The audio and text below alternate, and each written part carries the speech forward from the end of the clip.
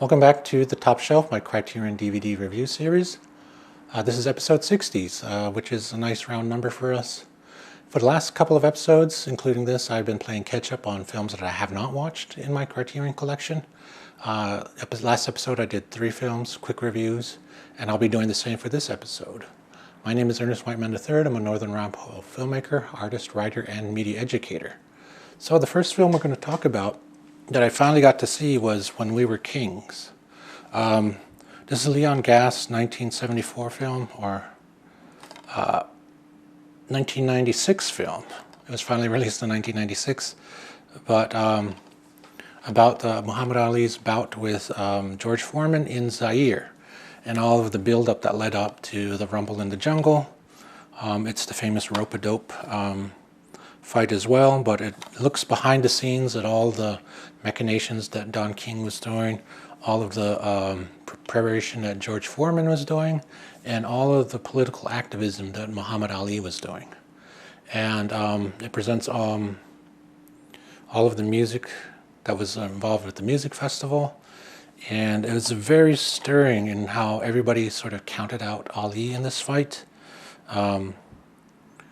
But it also doesn't play George Foreman as the absolute villain either. It comes alongside Soul Power, a 2008 documentary about the music festival that happened alongside it. But this is a pretty good documentary. I would recommend it as well if you're interested in... a lot of the politics here seem resonant today, which is another reason I would recommend it. The next one I finally got to watch was John Sayles' Matewan, about unionizing the coal mines in West Virginia. It has Chris Cooper playing a very, in his, I think his screen debut as a union organizer, trying to get both African American miners and the Italian miners and the Chinese miners and the Appalachian miners to sort of come together to fight the company. And while at the same time trying to prevent any kind of violence that might happen and this might lead to. David Strathairn is very cool in this as the town sheriff, and of course human beings being human beings does lead to an exhaustive bout of violence at the end. And the shot very much like a documentary. I mean, it has a documentary look, although everybody you can tell is acting in it, but it's very subdued, very rich colors, not vibrant, but very rich, very deep tones. And I would recommend this as well. It took me a while to get around to it, but I'm glad I finally did. And the last film we'll talk about is Akira Kurosawa's Kagemusha. This is about a thief who is sort of forced to take the body double position of a warlord, and then when the warlord is killed, he must step in because he looks almost exactly like the warlord. And at first he's hesitant and doesn't want to do it. Then he sort of changes his mind and he reluctantly does it. And then as he starts to build in confidence, he starts to sort of take on the role a little bit more. And then at the end, he cares more about saving people than being a warlord. And it's very well shot. It's produced by George Lucas and Francis Ford Coppola, because this was made at a time when, believe it or not, Kurosawa couldn't get financing for his films. He was considered to be washed up in Japan, believe it or not.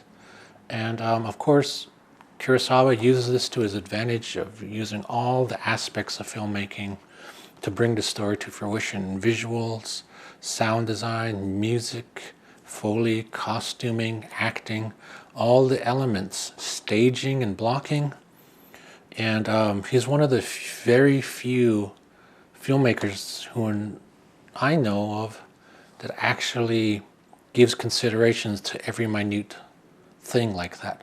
The way a person looks one way, or the way the sound design affects one scene, or having movement in the frame. And I don't even know of any other modern filmmaker that does that. And you can at me in the comments if you want.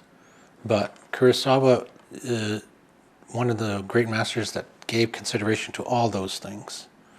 And even though this is one of his lesser known stories, alongside Seven Samurai and Yojimbo and the like, even his later color period of Ran and Dreams, Kagemusha I think stands alongside those as well as one of his great works.